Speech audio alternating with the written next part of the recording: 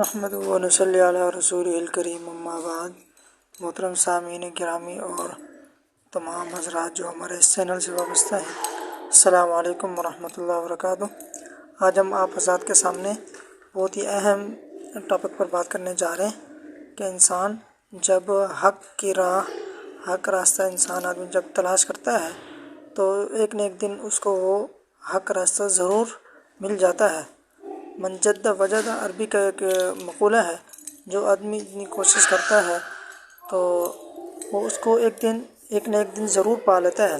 تو اس حوالے سے آپ حضرات کے سامنے ایک صحابی کا واقعہ رکھنا چاہتا ہوں، جس سے آپ کو اندازہ ہوگا کہ حق راستے کی تلاش میں نکلے اور وہ کیسے مسلمان ہوئے۔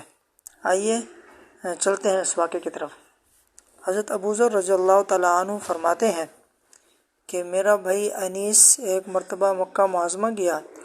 اس نے واپس آ کر مجھے بتایا کہ مکہ میں ایک شخص ہے جو یہ کہتا ہے کہ وہ اللہ کا رسول ہے۔ میں نے پوچھا کہ وہاں کے لوگ اس کے بارے میں کیا رائے رکھتے ہیں؟ بھائی نے کہا کہ کوئی ان کو شاعر کہتا ہے، کوئی کہن بتلاتا ہے، کوئی جادوگر کہتا ہے۔ میرا بھائی انیس خود بڑا شاعر اور کہانت سے واقف آدمی تھا۔ اس نے مجھ سے کہا کہ جہاں تک میں نے غور کیا، لوگوں کی یہ سب باتیں غلط ہیں۔ ان کا کلام نہ شعر ہے، نہ کہانت ہے، نہ مجنونہ کلمات ہے، بلکہ مجھے وہ کلام صادق نظر آتا ہے۔ حضرت ابو ذر رضی اللہ تعالیٰ عنہ فرماتے ہیں کہ بھائی سے یہ کلمات سن کر میں نے مکہ کا سفر کیا اور مسجد حرام میں آ کر پڑ گیا، یعنی مسجد حرام میں آ کر پڑاؤ ڈال دیا۔ 30 روز میں نے اس طرح گزارے کہ سوائے زمزم کے پانی کے میرے پیٹ میں کچھ نہیں گیا۔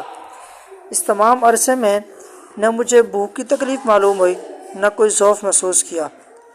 واپس گئے تو لوگوں سے، یعنی اپنی قوم میں جب واپس گئے تو لوگوں سے کہا کہ میں نے روم اور فارس کے بڑے بڑے فصیح اور بلغاء کے کلام بہت سنے ہیں، اور کاہنوں کے کلمات اور حمیر کے مقالات، مضامین اور ان کی باتیں بہت سنی ہیں، لیکن محمد صلی اللہ علیہ وسلم کے کلام کی مثال میں نے آج تک کہیں نہیں سنی۔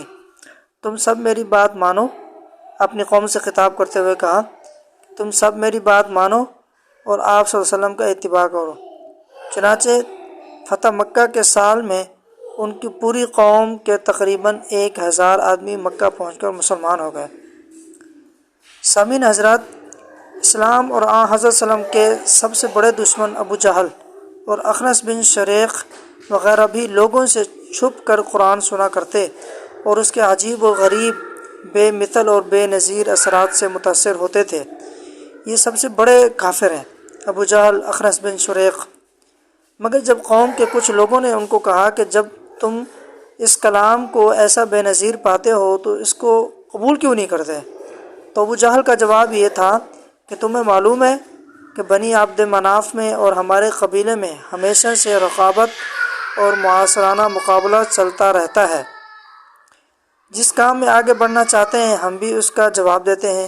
اب جب کہ ہم اور وہ دونوں برابر حیثیت کے مالک ہیں تو اب وہ یہ کہنے لگیں گے کہ ہم میں ایک نبی پیدا ہوا ہے جس پر آسمان سے وحی آتی ہے، اب ہم ان میں کیسے ان کا مقابلہ کریں؟